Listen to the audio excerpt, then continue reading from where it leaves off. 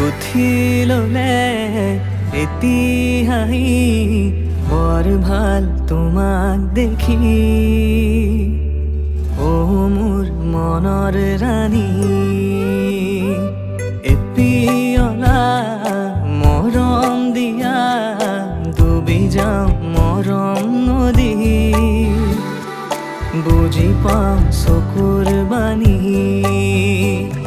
অকল